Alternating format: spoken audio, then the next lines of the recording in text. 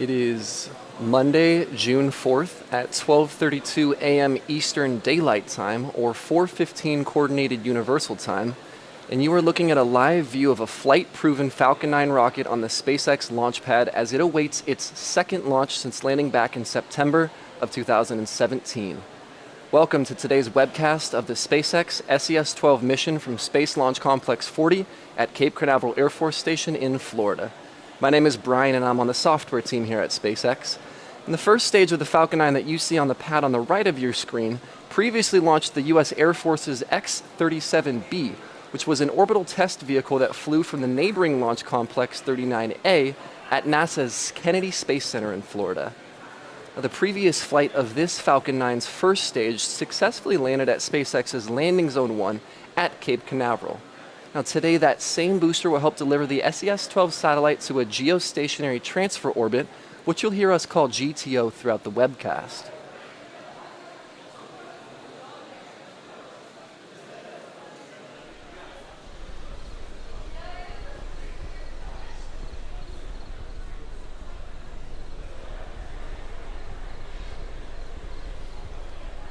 Now, today's launch will be our fifth for SES. The first was SES-8 back in December of 2013, and the most recent was SES-11 in October of 2017. And of course, the SES-10 mission in March of last year marked a historic milestone on SpaceX's road to reusability when it became the world's first reflight of an orbital-class rocket. Now, today, we will not be making a recovery attempt of the first stage, so we will conclude coverage of the first stage's journey at stage separation.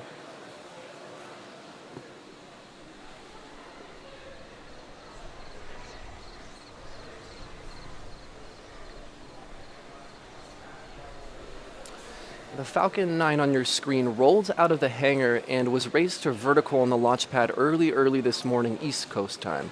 You can see the two-stage Falcon 9 vehicle standing over 200 feet tall on the launch pad, which is about the length of the entire wingspan of an Airbus 380 airplane.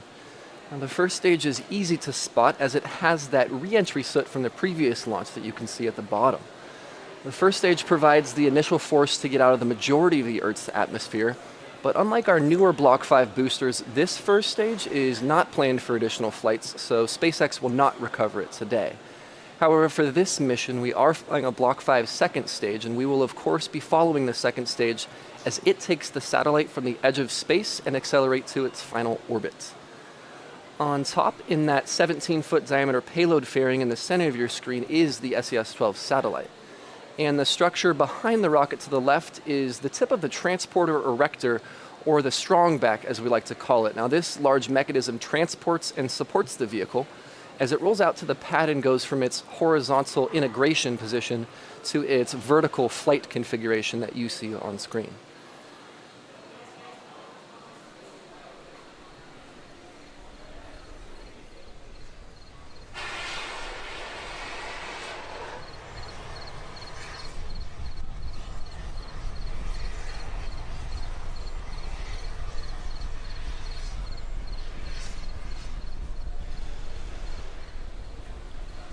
During pre-launch status updates, we like to check on four primary items, and those are the vehicle, the payload, the range, and the weather. Now, regarding the vehicle, propellant loading began for fuel and oxidizer at about T-minus 72 minutes, and an initial go, no-go poll was held at around the same time. The first propellant, which is the rocket-grade kerosene fuel, is mostly loaded onto both stages by this point and is currently being topped off. And then the second propellant, the liquid oxygen, is only partially loaded and is currently in a planned pause while we actually load the pressurant, the helium, to its final flight mass. Once we confirm that we have sufficient helium on board, we will resume the liquid oxygen loading to its final values. So regarding the payload, SES-12 is healthy within those fairings. At this moment, they're performing final flight checks before liftoff, and those are going smoothly. Regarding the range, they are ready to support as always. They usually clear the area around the launch pad, including the airspace and even the surrounding coast. And the fourth item, weather, it was a bit dismal earlier today, but nothing threatening the launch. So with all four stations indicating go, let's take a closer look at today's payload.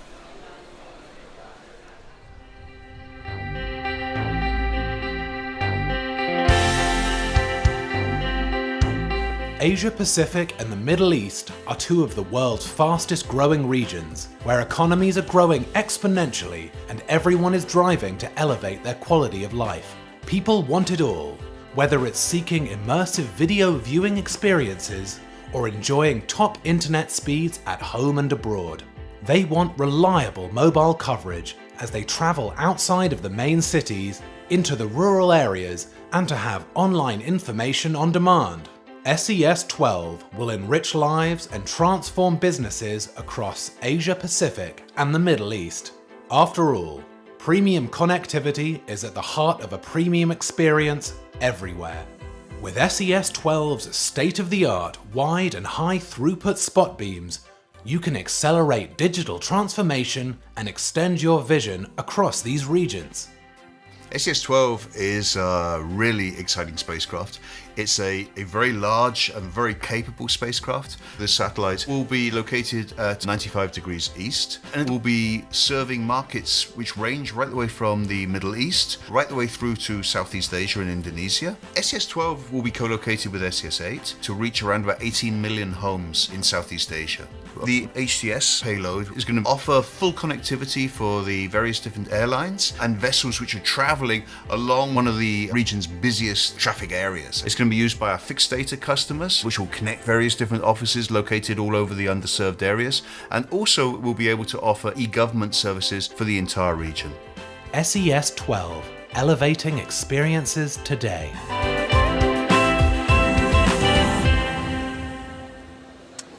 At this point, first stage and second stage are almost fully loaded with collectively around 1 million pounds of propellant.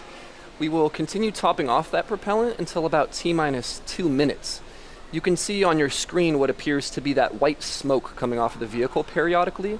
That is actually liquid oxygen, which is boiling off as it comes into contact with the ambient Florida temperature around it. This is totally normal, and it's the reason why we continue to top off the vehicle with liquid oxygen until just a couple minutes prior to liftoff. Now, the big milestone coming up is the engine chill at T-minus 7 minutes. That actually just happened 2 minutes ago, and again, that's to make sure that the engines are cold enough such that when really cold liquid flows into them, they don't experience much thermal shock. Now, coming up soon, the strongback will prime itself with a very small retraction. That happens a few minutes before T-minus 0, and then remember it will recline fully right at liftoff. Now at T-minus 60 seconds, in about 3.5 minutes, the Falcon 9 flight computer takes over the entire countdown. You'll hear that on the nets as Falcon 9 is in startup, and that means that the onboard software, instead of the humans, is in full control of the vehicle. So to recap, the vehicle is green, the payload looks good, the range is supporting, and the weather is ready. So with that said, let's listen into the final minutes of terminal countdown.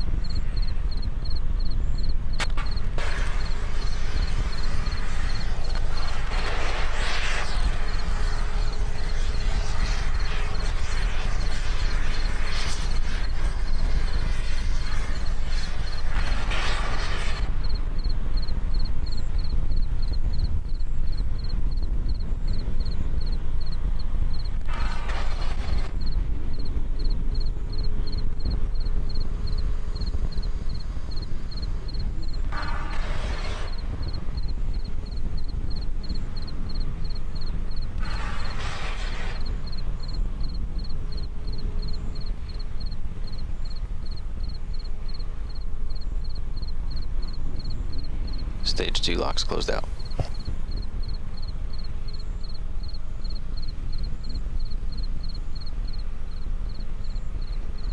Falcon 9's on internal power.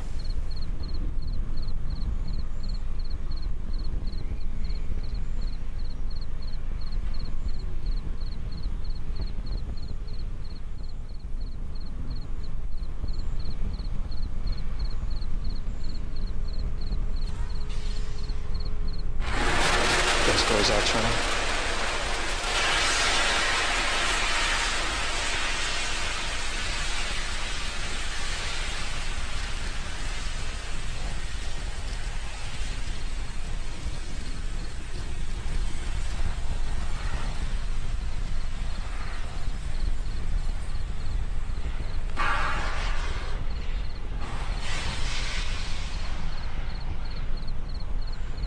Falcon 9's in startup.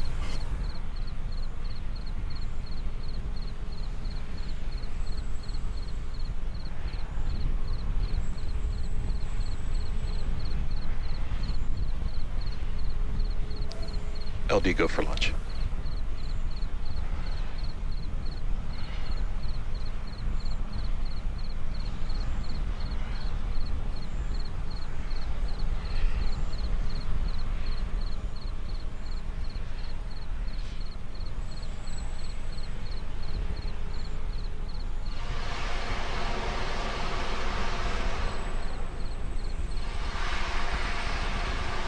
Minus 15 seconds. 10, 9, 8, 7, 6, 5, 4, 3, 2, 1, 0. Ignition. Liftoff.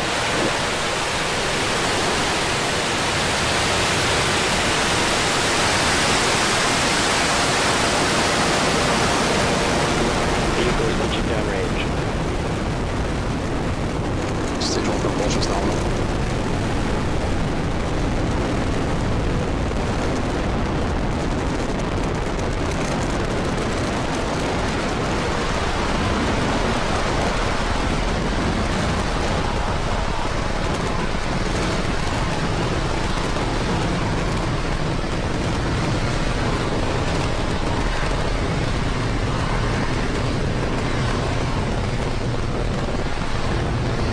Power and telemetry nominal.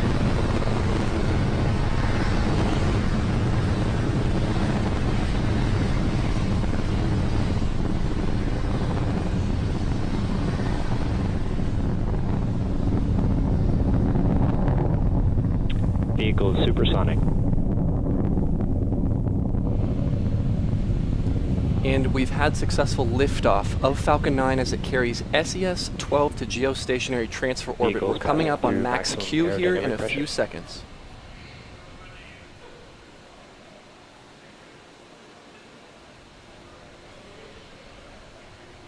Max Q, remember, as we increase our velocity, pressure increases, but then we're going through less dense atmosphere, so pressure decreases.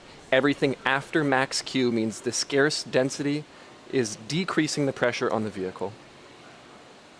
So we're going to come up on a few events here in short succession. It's MECO, stage SEP, and then SES-1. MECO is main engine cutoff. That's when all 9 engines on first stage stop firing. There follows stage separation when the 2 stages gently separate from each other. And then the third event in that succession is SES-1, which is second engine start number 1. We'll see those here in a few seconds.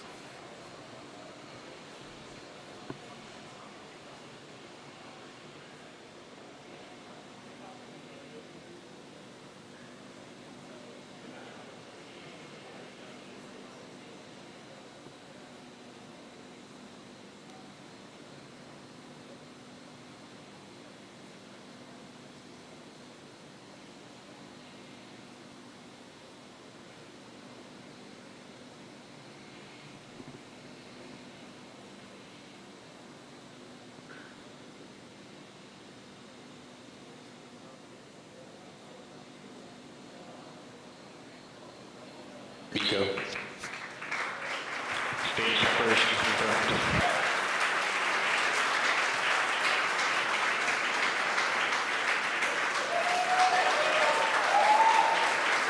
Got ignition.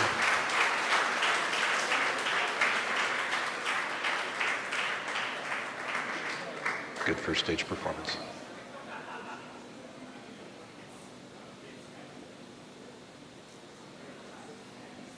And we're coming up on the next major event, which is the deployment of the fairings, those aerodynamic shields surrounding SES-12. FTS is safe.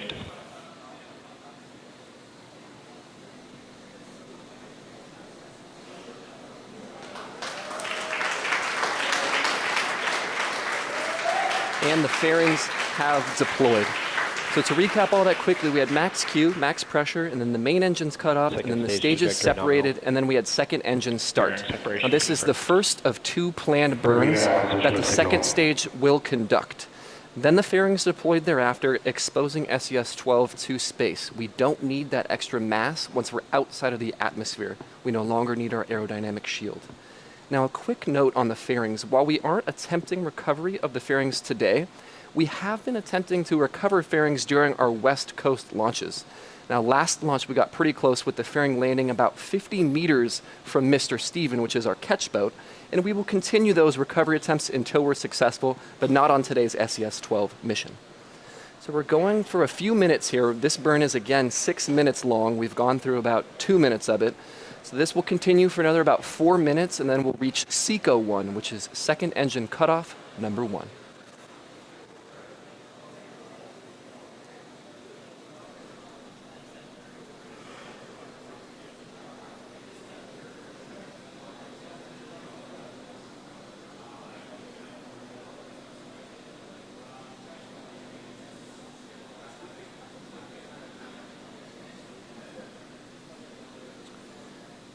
And if you're just joining us, we again had a successful liftoff of the Falcon 9. It's carrying the SES-12 payload to geostationary transfer orbits. Second stage has separated and is about halfway through its first of 2 planned burns.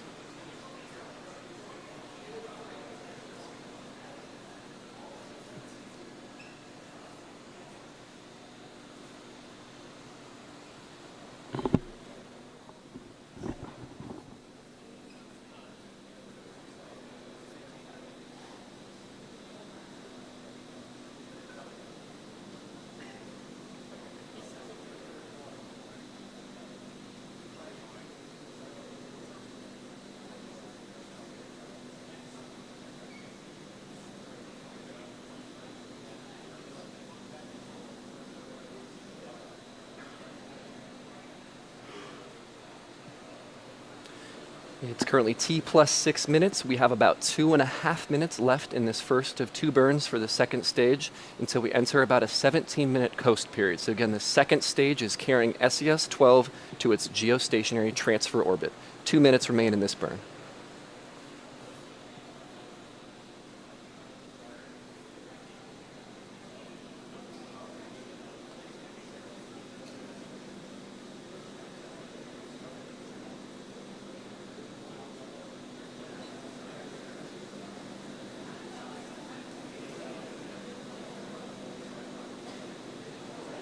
Stage 2 trajectory continues to be nominal.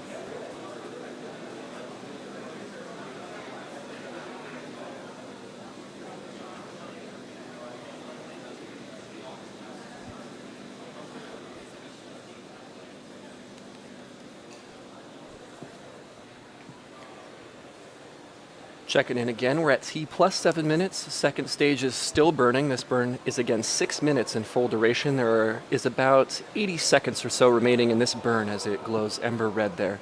After this burn concludes, this will be SECO-1, second engine cutoff number 1, and then second stage will coast with SES-12 for about 17 minutes before it lights again.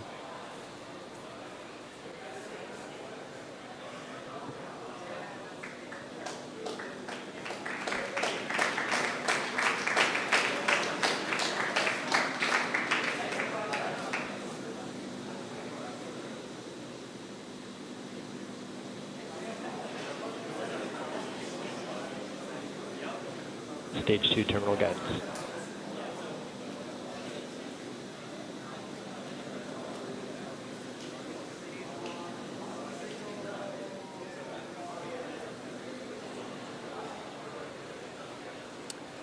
Now we've reached T plus 8 minutes, 20 seconds from now this burn should conclude, marking SECO 1, second engine cutoff number 1. Stage 2 FTS has safed.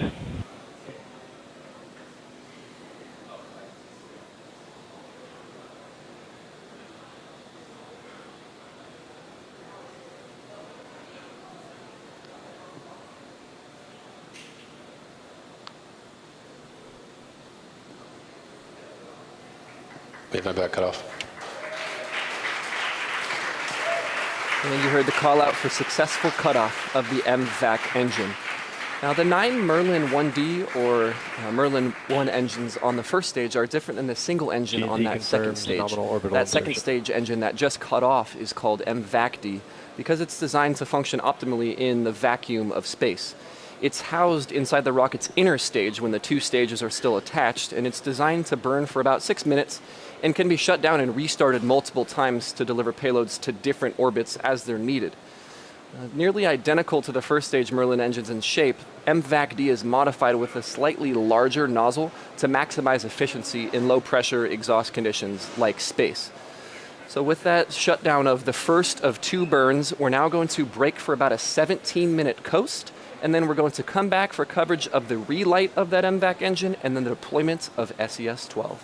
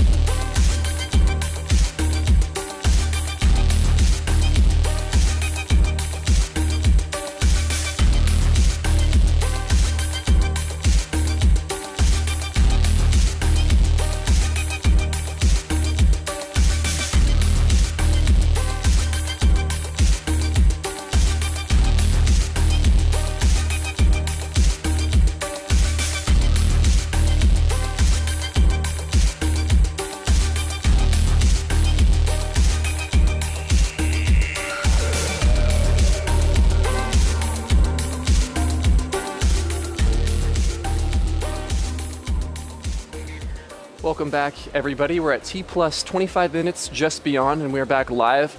The ground track, we're passing just over Africa. We're about to relight that engine, and that's going to start SES-2, or second engine start number 2. That will happen in about 30 seconds. I remember it's important to distinguish that SES in Falcon terms stands for second engine start, which is to be distinguished from the name of the company that is operating today's satellite, which is SES as well. So we'll relight for second engine start number 2 here in about 10 seconds, and that burn will not be 6 minutes, but will be 1 minute instead.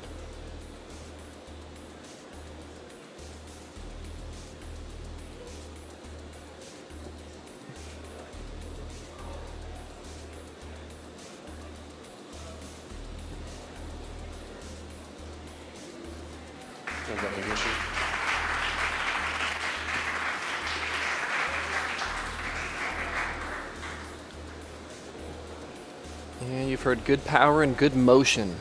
So that signifies a good SES-2, a good second engine startup. Again, this lasts for about a minute, and this burn will bring the velocity of second stage and the SES-12 from low Earth orbit at around 7.4 kilometers per second to over 9.5 kilometers per second. That is extremely fast.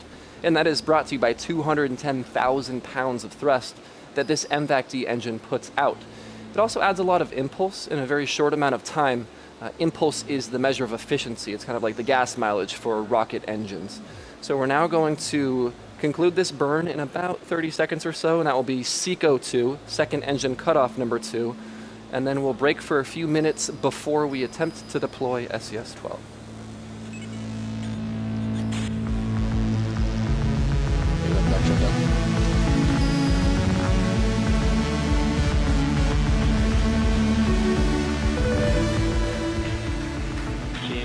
And that clapping that you can hear in the background signifies that we did have successful SECO-2, second engine cutoff. So with that large delta V from that second and final burn, we now wait for a few minutes before we actually attempt to deploy SES-12 into its geostationary transfer orbit. So we'll return to that in about 2 minutes.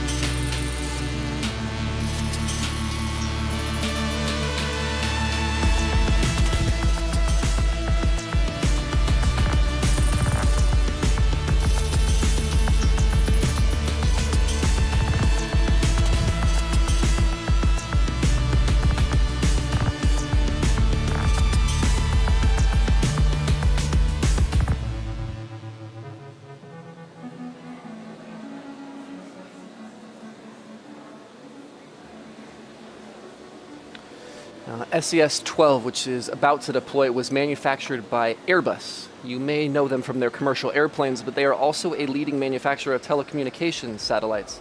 Let's take a behind-the-scenes look at the development of the SES-12 satellite, which is set to deploy just a few minutes from now, courtesy of the team over at Airbus.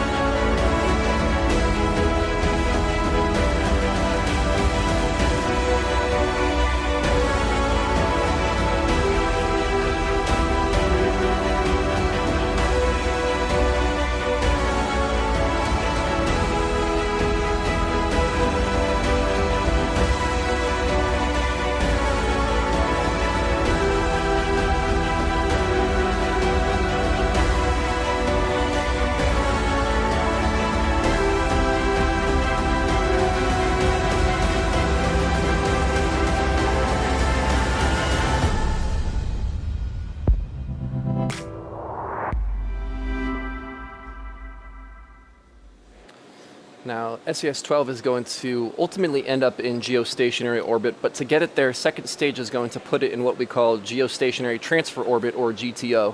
And that's exactly what it sounds like. It's the orbit which transfers the payload to geostationary orbit, or GEO. Now, second stage will deploy SES-12 in an elliptical GTO orbit, and then SES-12 will coast on until it intersects GEO, and then at that point it will use its own onboard thrusters to circularize into its final geostationary orbit. So coming up next, we have these payload adapters which support SES-12, and then springs that are mounted to them, which will enable a gentle push off the deployment of SES-12 coming up in about a minute.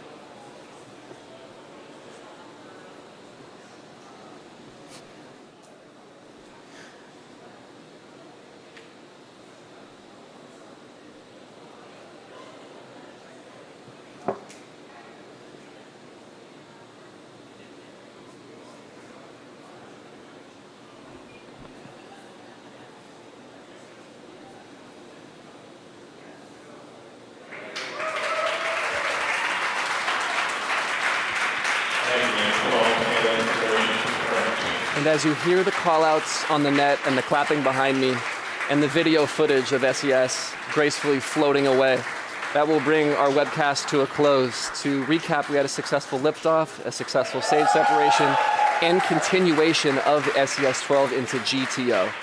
Now that brings, again, our webcast to a close, and this is also a nice day because it marks the 8th anniversary to the day of the first successful Falcon 9 flight from this same launch pad on June 4th in 2010, so an important legacy day for us. We'd like to thank our customer, SES, for their legacy with our launch platform. We would like to thank the United States Air Force as well as the Range for their continued support. And we would like to thank the FAA for their readiness to license us, as always. Thanks to the viewer for tuning in again, and if you'd like to visit opportunities we have here, please visit spacex.com/careers. You can check for updates on the next mission, as well as other updates from us on our social platforms and our website. Thank you again for joining us this night. We'll see you next time.